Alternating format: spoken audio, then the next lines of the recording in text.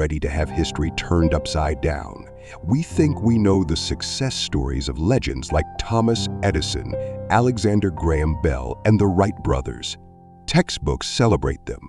But hidden within these familiar narratives are controversial truths that might shock. It's claimed these so-called geniuses didn't just innovate. They stole credit, bent the truth, and erased competitors from the history books. Today, we're uncovering the other side of the story behind three world-famous inventions. We'll learn about the forgotten innovators whose contributions may have been deliberately buried. Watch this video till the end, because afterward, you might never look at these historical heroes the same way again.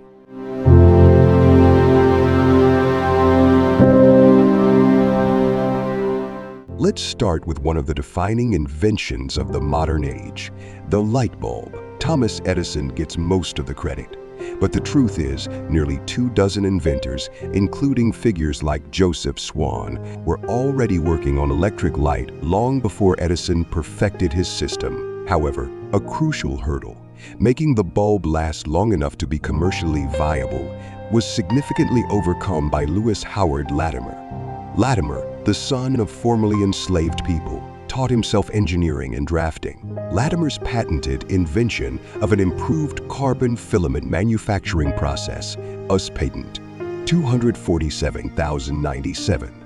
Granted, while working for Edison's rival Hiram Maxim drastically increased the lifespan of light bulbs, paving the way for widespread household use. Historical records show Latimer later joined Edison's company.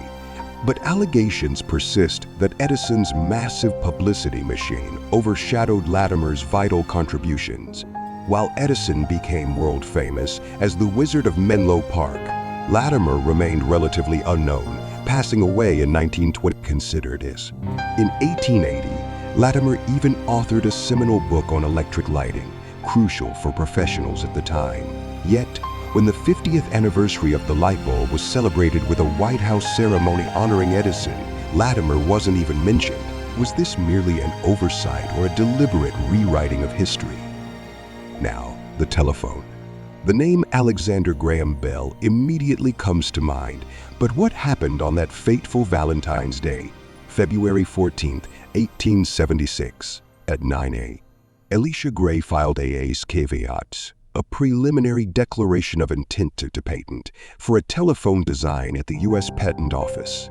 Just a few hours later, Bell's lawyers filed a full patent application for a telephone using remarkably similar principles, the smoking gun. Researchers analyzing Bell's laboratory notebooks point out that on the very night before filing the patent, he suddenly sketched a concept remarkably similar to Gray's variable resistance liquid transmitter, a design quite different from his previous sketches. Coincidence? Many historians think not. Allegations suggest Bell's influential father-in-law, who had connections to the patent office, may have assisted. Questions also surround the patent examiner, Zenas Fisk Wilbur, who allegedly fast-tracked Bell's application and later reportedly admitted to showing Bell parts of Gray's caveat. When Gray took the matter to court, he was ultimately defeated by Bell's formidable legal team and financial resources. In a bitter twist of irony, Bell himself later faced accusations of trying to suppress subsequent communication technologies, similar to Edison's alleged attempts with the phonograph. Does power inherently stifle further innovation? Finally, let's talk about the airplane. We're taught that the Wright Brothers' 1903 flight at Kitty Hawk was the first successful, sustained, and controlled powered flight. But what if, 2 years earlier, on August 14, 1901, in Bridgeport, Connecticut, a German immigrant named Gustave Whitehead achieved powered flight first? Whitehead's supporters point to the August 18, 1901 issue of the local newspaper, the Bridgeport Herald, which published an illustrated report claiming his successful flight.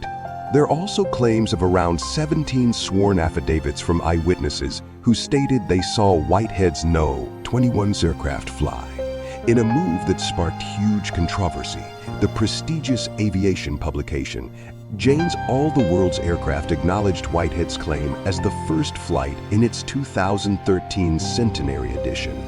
Why was this buried? Allegations paint the Wright brothers not just as inventors, but as shrewd businessmen, ruthless in protecting their legacy.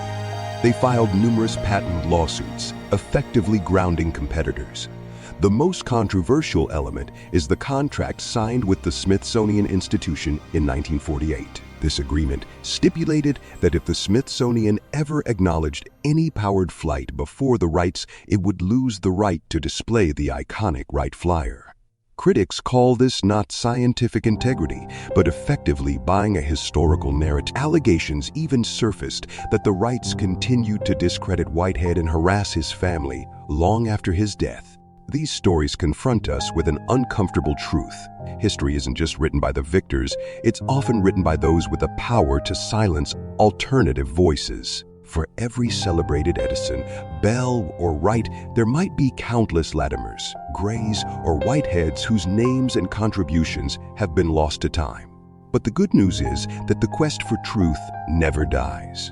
Today, we can ask questions, examine evidence, and demand a fuller picture. Knowing the real story is everyone's right.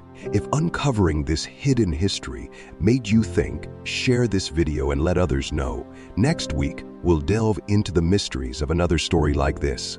Make sure you subscribe so you don't miss it. Let us know in the comments which of these stories shocked you the most.